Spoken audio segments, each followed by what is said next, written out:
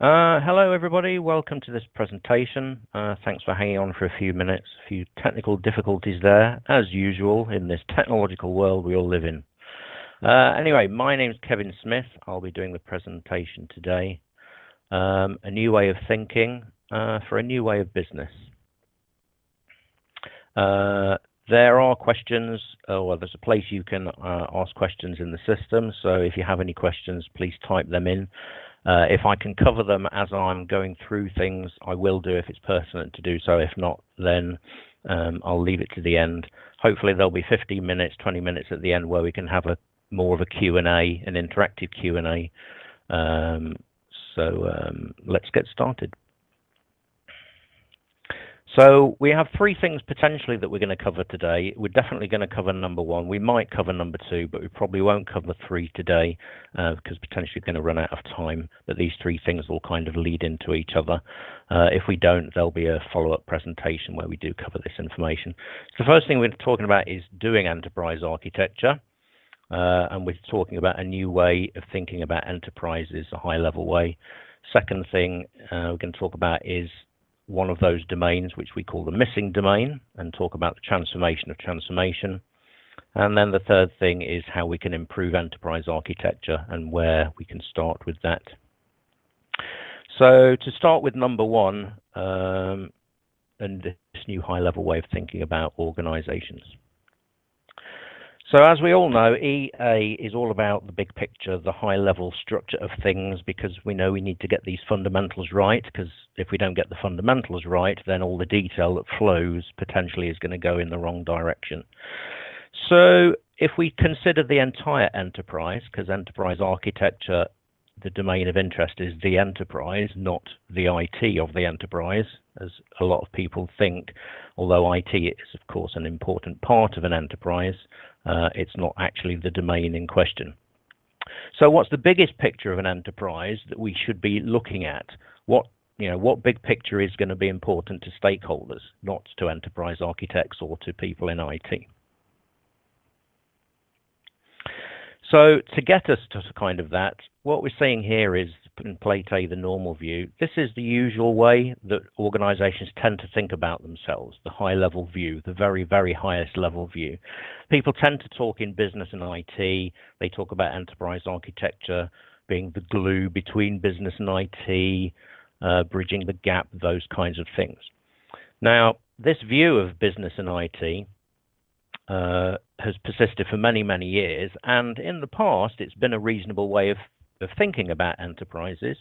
The reason for that, of course, is in the past there was no IT essentially, there was only the business. Then, IT used to be, one box and one man, then it turned into 2 boxes and more people, and then 4 boxes, and then 26 boxes, etc. So as IT grew, as this separate thing on an organization, it grew and grew and grew. And back in the day, thinking in terms of the business and IT as these 2 separate things was a reasonable way of thinking.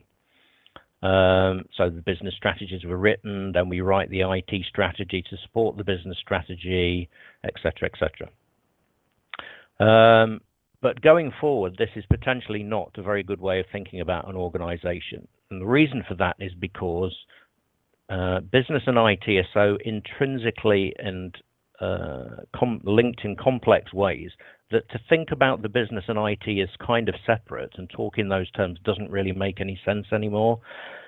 Half of the business is IT. So when we say IT and the business, are we talking about the business in IT or not in IT?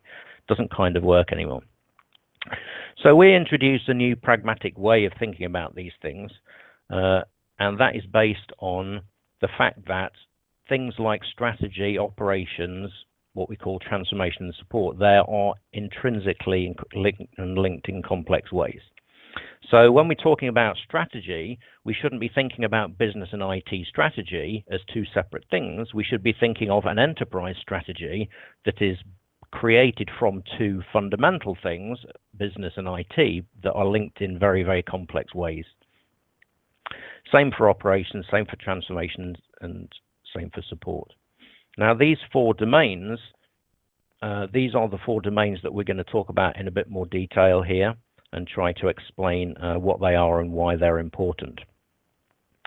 And if I just go forward another slide here, these domains that we've chosen are direction, operations, transformation, and support, which spells dots. So here we have this dots ontology. The reason direction is in the center is because direction is kind of the peak, or the top of the start of the enterprise, if you wish. The graphic on the left there, where you can see direction at the top, that kind of is a more indicative graphic showing how these things are related. The biggest part of all enterprises is operations, supported by transformation and support, and all driven by direction at the top. So what do we mean by these directions? By these domains. So direction is the part of the enterprise that exists solely to set the direction for the rest of the enterprise. Mainly the people in that domain are the C-suite, the directors, and the executive management. They are the people making strategic decisions about why and how fundamentally we're going to achieve the purpose of this enterprise. At the top, we've got operation, or the central part. If you look at the smaller graphic, central part is operations. That's the biggest part. That's the part of the enterprise that exists to carry out what that enterprise was born to carry out. Now, operations, of course, depends on the business vertical that you're in. So it could be drilling oil wells, it could be providing healthcare, it could be providing banking systems, etc. But operations is essentially the core, the raison d'etre of this entire organization, including primary business units like sales and marketing and things like that, but also sub-business units, for example, finance and HR, are still needed for the operation of the organization. You'll notice that IT is not mentioned on this diagram because of IT is pervasive within each of these domains, of course. The transformation domain is the domain of the enterprise that exists solely to transform any part of the enterprise. That's all it does. If the enterprise never never transformed, never changed in the future, then that part of the enterprise, all of the people within it, all of the IT they use, all of the offices would just not exist. And when I'm using the word transformation, I should just be clear, I'm not using the word transformation to mean a special type of change. I am using it as like a general noun. So I'm just using the word transformation to mean any type of change. So if you think of who in your organization does transformation work and what processes they execute, what tools they use, they're the people that exist in the transformation domain. Another way to think about it is if you think about the enterprise that you work in, if you think to yourself that that enterprise never ever changed from this day forward, never introduced new IT, never changed IT, never introduced new processes, new products, new services, or anything, just never ever changed, then the transformation part of the enterprise is all of the people and processes and buildings and tools you would just get rid of. Support is the part of the enterprise that exists solely to support the rest of the organization or the rest of the enterprise. And when I say support, I mean a place where people come to have problems solved, which generally means first raising or logging a problem, then going through various lines of standard lines of support like first, second, and third line support to try and get those problems fixed. Now, most organizations don't have a generic support department. They have an IT support department. All organizations have an IT support department where you pick the phone up and they say, oh, what's your problem? Is it to do with an application or your laptop, etc., etc. However, in most organizations, if you have a problem, for example, with HR, maybe you don't know what your holiday entitlement is or something like that, in most organizations, people ring up HR and they're told, oh yes, Frank, you need to talk to Frank about that. So you ask to speak to Frank, Frank's not there, so you have to leave Frank a message, then Frank doesn't call you back, then the next day you have to call Frank, then you find Frank's on holiday. What we're saying is that's a support task. So if you have already a support capability in your organization that's got tools, technologies, and people to issue tickets and to solve support requests, why don't those calls go through support also? Same for business support. So we advocate potentially organizations going forward should have a support line. And when you call that support line, it would say, what kind of support would you like? Financial support, HR support, IT support, business support. Now, the reason these four domains are very important is because these are the four domains which are strategically important to the C-suite, strategically important to the stakeholders of the organization. IT is not, well, it's a strategic enabler, but it's not necessarily strategically important. You could say electricity is strategically important because without electricity, the enterprise would die and wouldn't be able to function either. At the end of the day, the C-suite doesn't really care about IT. They care about operations because that's where they create the value the enterprise was created. And what we're saying is they should also be caring about the transformation domain because that is strategically important, and also the support domain.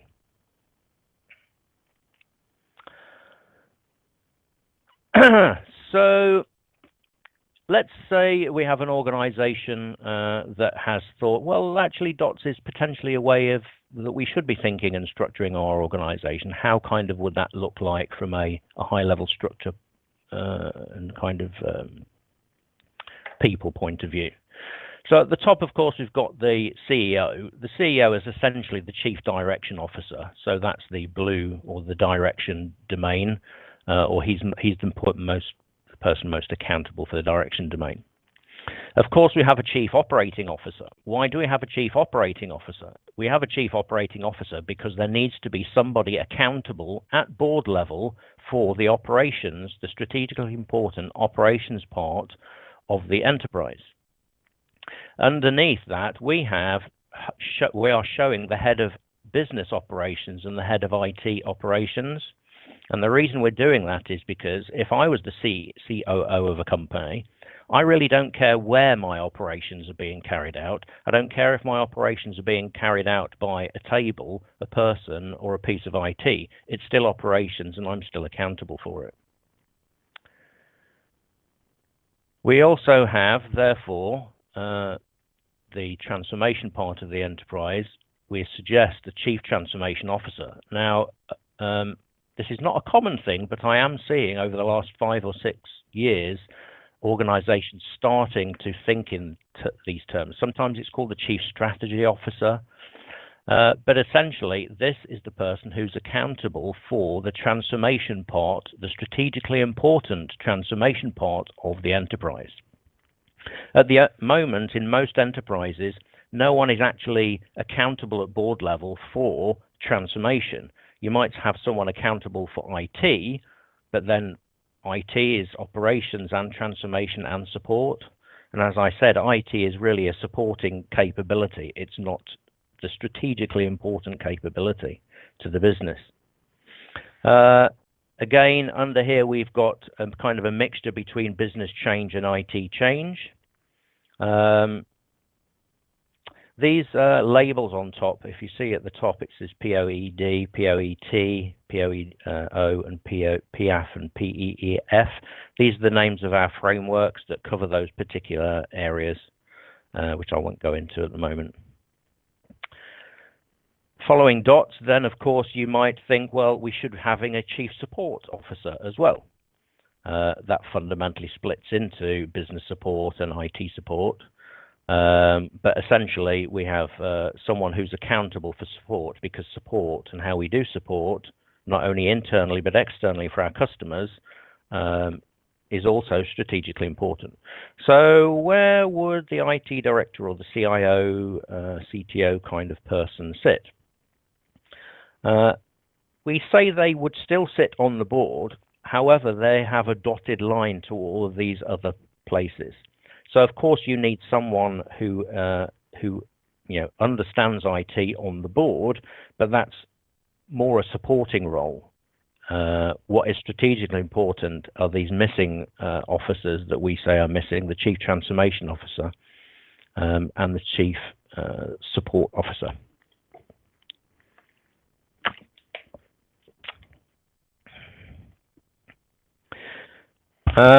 So just a quick introduction to Pragmatic EC and Pragmatic EA and me. These are two companies that I own. Pragmatic EA stands for Pragmatic Enterprise Architecture, and Pragmatic EC stands for Pragmatic Enterprise Consulting.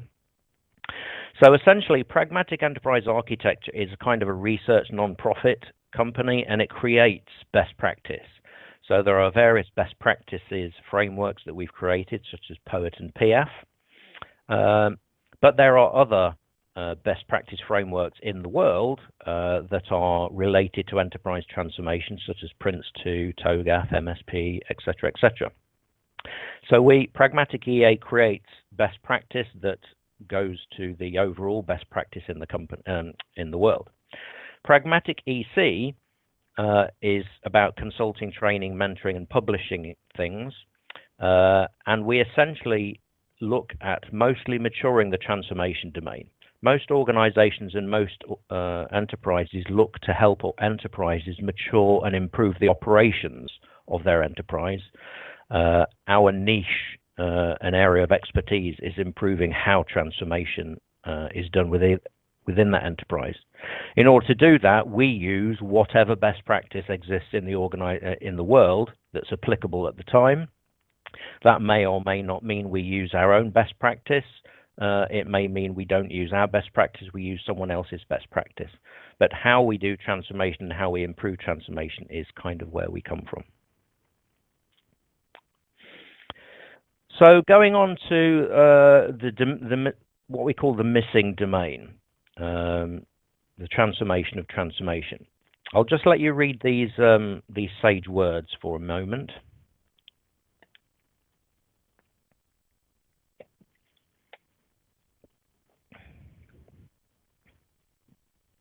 So all these things really, maybe with the exception of the last one, are about transformation, or the way I'm using the word transformation, change. It's about how things are changing. And these are extremely sage words that I think are more pertinent today in the 21st century than ever. So what contributes to the viability of an enterprise in the 21st century? We think it's the transformation of transformation, but how do we get there? Why do we think that? So in the past, kind of pre-20th century, we call that the era of operations. So what was important was the operations of an organization. So the way you were viable was because you were a bank, or you were a sawmill, or you were a transport company. And what made you viable was what you actually did. Going forward into the last century, we call that the transformation of operations era. So in the last, and this encompasses when IT came into the picture, etc., of course. It wasn't necessarily an era of what you did was a separator. So it wasn't a case of you made money because you were a bank versus that company that was a sawmill. This was a case of banks trying to be viable against other banks. So it wasn't necessarily about what you did or operations, it was about how you did what you did. It was how you did operations. So we started doing transformation to transform operations became much more important for enterprises. Of course, the only constant is change has been used for many years as the the buzzword change, change, change, change. Because why would you choose HSBC versus Barclays, for example? They basically do exactly the same thing. The only difference is how they do the banking. Do they have a better website? Do they, it's how they are a bank. So in the 20th century, call this the era of the transformation of operations. In the 21st century, this this saying of the only constant is change doesn't really cut it anymore. The saying we use now is the only constant is the acceleration of change. Things are changing faster. Everything is changing faster. Markets change faster. Customer segments change faster. IT changes faster. Legislation changes faster. The world is changing faster. So just, of course, the transformation of operations is important, But now we're much more concerned, or we should be being concerned, about the transformation of transformation. So what we actually mean by that is doing transformation, i.e. doing the transformation of operations. We need to do that, but because we're doing that more and more, the engine with which we're using to do the transformation of operations, that is an enterprise's transformation capability, is more important. It's strategically important. And therefore, it's important how effective and efficient that is. Now, I've worked in many companies over 35 plus years in my life, and most organizations' transformation domain, in terms of effectiveness and efficiency, is horrendous. The 70% failure rate for projects that I heard about 30 years ago is the same as 70% failure rate for projects. Now, many people will argue and say, oh, we're not like that. Well, for people who have a 90% success rate, we can't help them because they're already mature enough in how they do transformation. But the great majority of enterprises are essentially now not mature enough for how they're doing transformation. It's not a case of being right or wrong. It's more about how mature you are. You used to be mature enough, but now the effectiveness and efficiency of how you do transformation is not enough in the fast-changing world. And for many organizations to try and understand the level of efficiency and effectiveness, if most organizations ran their operations to the same level of effectiveness and efficiency as they run their transformation domain, they wouldn't have the company. It would have died already. So this is the basic premise we give for an organization. So having introduced DOTS, we're now saying the transformation domain is strategically important. If the senior people within an enterprise, the C-suite, agree that how they do transformation, not just doing transformation, but how they do transformation, i.e. their transformation capability and domain, is strategically important, either it's going to be a great benefit to the organization or it's going to be a great weakness. If organizations don't agree that, then obviously we can't help them. If they do agree that, that is the starting point which we can now start to say, okay, the first thing we need to do is assess your maturity, which we can do in a very pragmatic way, which is the final part of this, which I'm probably not going to get to because I'm going to stop now for any questions. If there are no questions, I'll just kind of carry on. The last thing I just wanted to point out, though, just to reiterate what we mean by the transformation of transformation. This is the transformation domain, and what it does most of the time is transform operations. So that's the transformation of operations. We're using our transformation domain to transform operations, to make it more effective, more efficient, introduce new products, etc. A small part of the transformation that we do might transform how we do support. Maybe you adopt ITIL, etc., that kind of thing. An even smaller part of the transformation that we do involves transforming the direction part of an organization. Maybe we need to roll out iPads to the C-suite or something like that, but essentially we don't transform them very much. But what we're talking about is the transformation of transformation indicated here by this dotted line. This is the hidden domain, the hidden thing that most organizations do not see, and they're not don't place enough emphasis on. And the reason perhaps they don't place enough emphasis on is because while there's the chief operations officer banging the boardroom table for money to improve operations, there's nobody banging the table in the boardroom to improve the transformation domain. So we've come to the third part. I'm going to pause here, and if you have any questions, please type in your questions. Or I see there are 33 people on. I'm not sure if anybody can speak. I suspect if anyone starts to speak, there's going to be a cacophony. But does anybody have any questions? Please type them in. There's one question. Cannot load M3U8. I'm not quite sure what that is. Can the person who wrote that elucidate?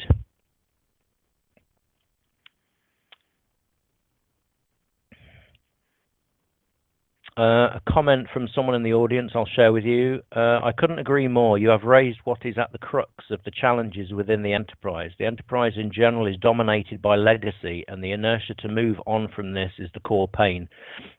There is a lot of rethinking required. True. Legacy, maybe we do want to move along from legacy, kind of getting down to the details of things now.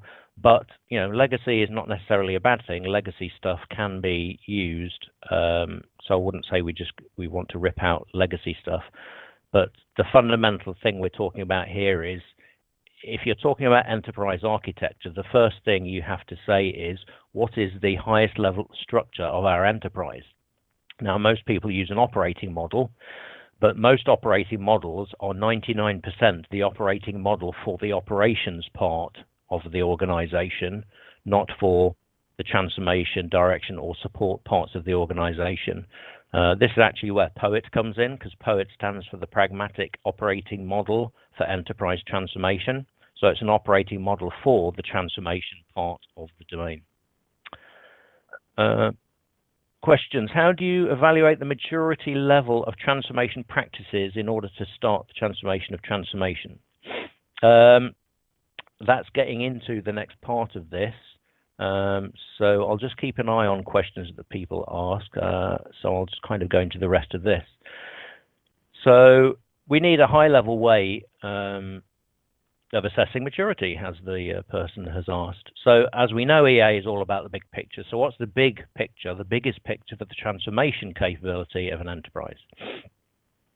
So here's what we see is where we have the direction domain at the top. Now, the work being done in the direction domain we call strategizing, because most of the work that goes on there is the creation of strategy, business and IT strategy, I hasten to add. Then we have the transformation domain and operation at the bottom, the operation domain, because as we said, most transformation delivers into the operation domain. However, of course, we might deliver change into another part of the enterprise, such as direction, support, or even transformation. In the middle here, this is where we see the transformation domain. The reason we're showing it with direction at the top and operation at support is because context is king, and we need to show the transformation domain in context. This shows, though, the main point here is that the C-suite and the stakeholders of the organization don't really care what happens inside this transformation domain. What they care about is they start with strategy at the top and they end up using a changed organization or a changed enterprise at the bottom. They don't care about what happens in the middle. They don't care about EA or Agile or TOGAF or any of these things, or DevOps and all these new things. Well, I say new, a lot of them are not new actually.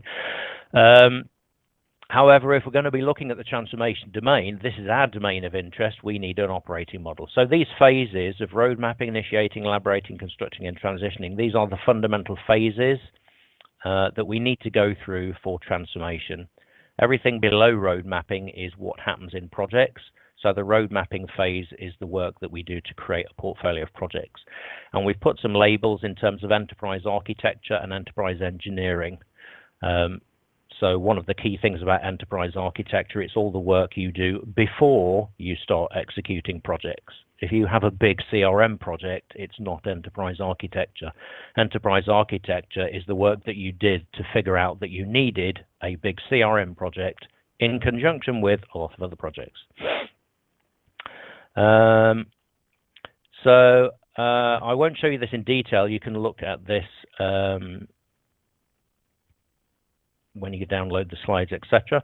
But this just gives an indication of the types of roles, the kind of the well-known names of things and where they fit in with each of these phases.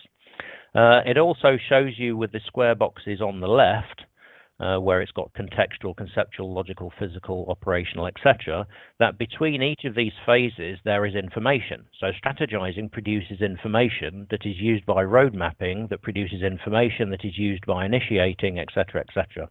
So between each of these phases there is information. Coming out of strategy, it's business strategy information. Coming out of road mapping, it's roadmap information. Coming out of initiating, it's solution architecture information, etc., etc. So what can we use to pragmatically assess this maturity of our transformation capability? So we have something called the Enterprise Transformation Maturity Canvas. All this does is take those phases and the information that levels that go between those phases and puts them on a canvas. These popular buzzword that everybody's using these days, but it's a useful word. And what we do is we start with strategizing. So this is the work that's going on in strategizing, the methods and the culture that we use to do strategizing, which produces information, artifacts, and the environment that we produce that information in. So the tools, the artifacts and the tools we use to create those artifacts. Those artifacts are then used for an input to road mapping, which produces their artifacts. Then if you go down to the next row, then we get into initiating, that produces logical information, and then elaborating, which produces physical information, etc., etc. And what we do is, or what this can be used for, is you can either print these out, you can do this on your own, or you can involve us to help you and facilitate it. Either print these out and stick them on the walls. First thing we ask people, and then we invite people from the transformation domain, people who work in all of these different domains, from strategy to road mapping to testing to project management, etc. First of all, to put yellow stickies, yellow post-it notes with your name on to show where people work within these domains. Then secondly, ask people to kind of do a simple SWOT analysis. So tell us, put a red sticky if you think something is wrong or bad in an area, put a green one if you think something is good. Now, out of that, you get a very, very good picture of potentially where are the problem domains within your enterprise. And of course, that would then steer you to say, well, if these are the areas, then it would be a good idea perhaps to use this particular best practice that is for that area to improve that particular area.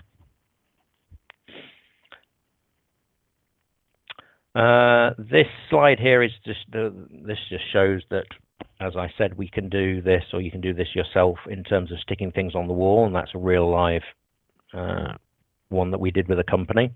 Or you could also use a cloud application. So there's an application that people can dial into remotely. So people can use this application sat in the same room or sat halfway across the world and interactively add things to this. Of course, the cloud application can sit there as well. So over maybe a week, people could pop into the application, add some things, pop out again, pop in, pop out. So there's benefits to that application. There's also benefits, though, doing it face-to-face. If you have a meeting room that can be set aside for, say, a week, that people can wander in and wander out of as they think of things, that's great. Another idea I heard a company was to stick these on the walls in the canteen. So that starts to involve everybody in the organization. So everyone in the organization starts to see this high-level view of the transformation domain. They see who works in those parts of the transformation domain. That starts conversations, people chat around these things, add, take away, etc., etc. So we have very much more detailed ways of assessing maturity, but they're really too detailed to start off with. Asking your own people and using a canvas with some structure, and then asking your own people to say what is good and bad about parts of your enterprise. It's a very, very good way. It's the best way I've found of actually starting. And what you tend to find is people may or may not have things to say about the part of the phase that they work in within that transformation domain. What they definitely tend to have is things to say about other areas, especially areas that come before their areas, especially related to the information that their area is being fed with. So once once this is done, then obviously we can draw up some key findings and some recommendations as to maybe where a more detailed maturity assessment might be placed and what areas could benefit by improvement. That is the end of the presentation. There are some keys to success, just some comments of important, useful things to remember about this presentation. I won't go through them. You can go and download the present. Actually, I'll leave it on the so people can pause it and then look at the summary if they wish to. I'll leave that one on for a while as well. So we are now around 40 minutes into this. I think we're going to cut off at 45 minutes. Has anybody else got any questions? I'll leave the question floor open to people for 5 minutes.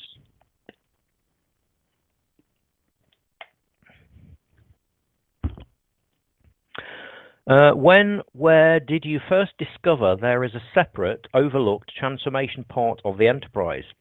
What was the information that brought you to this idea? It wasn't necessarily information, but I discovered it by essentially working in that domain for 35 years. I've worked in all levels of the transformation domain, right from the very bottom to the very top. My personal journey was whatever domain I worked in, I improved how that domain worked, as well as doing the work of it in that domain. But then you reach a limit as to what you can improve in that particular phase, and then you want to move into the previous phase to do that work better, which is what I did, and then improve that. So part of that work moved me right up to the enterprise architecture level, which is the road mapping, which is like the start of the transformation domain, and got me started thinking about just transformation. And I started to realize that actually the business really doesn't care about IT, unless it's an IT company, of course. So I started to think more in terms of what's important for the business. And that's where I came up with DOTS. It was actually born, the whole of DOTS and the transformation domain was born out of explaining to people where EA fits.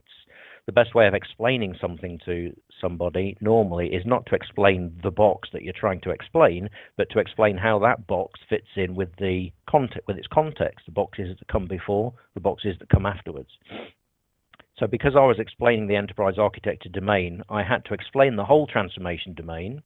And because I'm an architect and I always know there is a bigger context, having explained the transformation domain, I had to explain how the transformation domain fitted into the whole rest of the enterprise. I hope that's answered the question. Any other questions?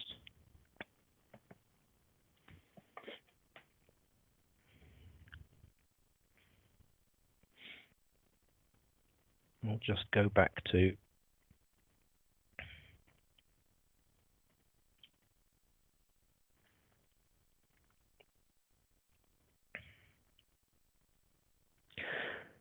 So I think when an organization starts to think in terms of DOTS, its focus is much more on what is strategically important.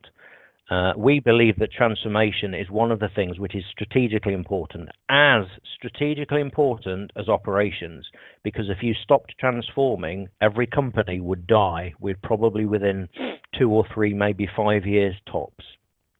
That's how important transformation is. I'm sure there are some companies out there that wouldn't die. I'm talking about generally. Everything that we do is transformation related. And if we stop transforming, we die, which of course leads us all the way back to these sage words that I brought up. The classic one is from Jack Welch: if the rate of change on the outside exceeds the rate of change on the inside, the end is near. Well, I think for a lot of enterprises, the change on the outside is exceeding the rate of change on the inside. So the first thing to do is recognize that that's happening, and the second thing to realize is if that's happening, we need to improve that. And the way we improve that is we need to make our transformation domain more effective and more efficient. And the way we make our transformation domain more effective and efficient to start with is to understand our transformation domain, recognize we have a transformation domain, recognize that it's strategically important, and then talk to the people in the transformation domain to start teasing out at a very high level where we're good, where we're bad, and where some improvement might need to be created. There are no other questions that I can see. So if you've got that burning question that you want an answer to, we have 2 minutes to get one more question in, if you so desire. If you have other questions at the end that haven't been answered here, or you want more information, you can mail me direct at kevin@pragmaticea.com. Of course, you can download this presentation. There's also a PDF that's not this presentation. It contains a lot of the information in it, but in more of a kind of a handout, not a handout, it's not a slide handout, more of a kind of a pamphlet form. You can download that from the attachments and links.